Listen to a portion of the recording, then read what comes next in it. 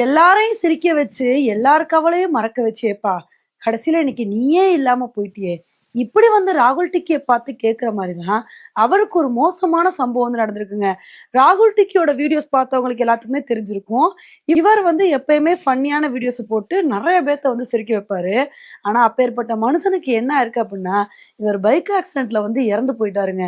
இந்த ஒரு செய்திய கேட்கும்போது தான், இவரோட ரசிகர்கள் எல்லாத்துக்குமே இந்த ஒரு செய்தி அவ்ளோ ஒரு துயரமான செய்தியா வந்திருக்கு. இவர் அப்படி என்னப்பா பண்ணிட்டாரு அப்படின்னு கேட்டீங்கன்னா, இவர் பைக் ஓட்டும்போது ரொம்ப ஃபாஸ்ட்டா ஓட்டிட்டு போயிருக்காரு. பிரிட்ஜ்ல வந்து ஓட்டும்போது ரொம்ப வண்டி அன்கண்ட்ரோலபிள் சிச்சுவேஷன் வந்து போனனால, வண்டி வந்து அங்க உள்ள பேரிகேட் மேல வந்து மோதிருச்சுங்க. இதனால தான் இவர் இறந்து போயிருக்காரு. இத வந்து பார்க்கும்போது தான் நமக்கு என்ன தோணுதுன்னா, கொஞ்சம் வண்டிய மெதுவா ஓட்டிட்டு போயிருக்க கூடாதா? இந்நேரம் மெதுவா ஓட்டிட்டு போயிருந்தாரு அப்படின்னா, இந்த மாரி விபத்திலே சிக்கியிருக்க மாட்டாரு.